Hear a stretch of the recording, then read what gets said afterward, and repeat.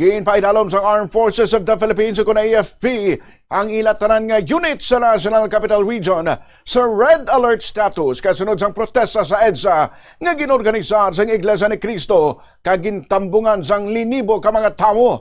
Sa pahayag sang AFP ginpaatag nga isa ini kanormal nga tikang agud masiguro nga handa ang ilang nga mga tropa kag kagamitan sa pagbulig sa mga sibilyan kung kinahanglan sang bulig sang otoridad sandig sa konstitusyon.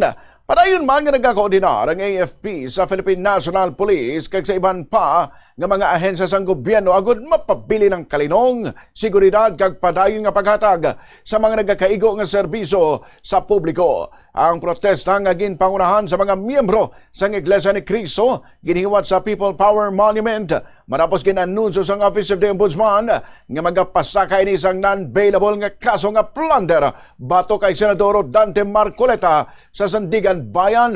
Bangod sa madamo nga nagtambong, nagpadala mga otoridad sang dugang nga kapulisan kag traffic personnel agud mas sigurong seguridad kag mapadayon ang maayo nga pagdumala sang trapiko sa apektado nga bahin sang EDSA. Nagpanawagan man ang AFP sa organizers ang protesta nga sigurohon nga ilang mga aktibidad nagasunod sa mga ginapatuman nga layi kag hindi magdulot sang disturbo sa kaayuhan sang publiko. Gindugang sang AFP nga nagapabilin ini nga profesional kag wala nagapabor sa bisan anong nga grupo samtang nagatuman sa ilang mandato nga protektahan ang pungsod kag ang kinamatarong sang tanan nga Pilipino. Sa piyag nga bahin, nagpanindugan naman ang Malacanang nga wala sa makabig nga threat o kung pamahog sa Marcos administration.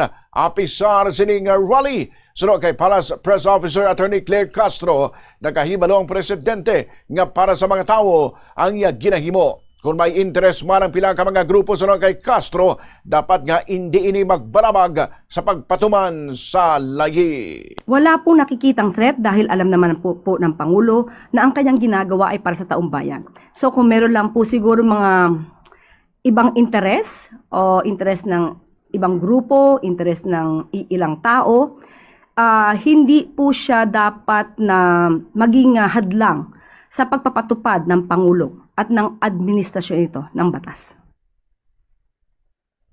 Ang kabaing sanangin na pahayag ni Palace Press Officer Attorney Claire Castro.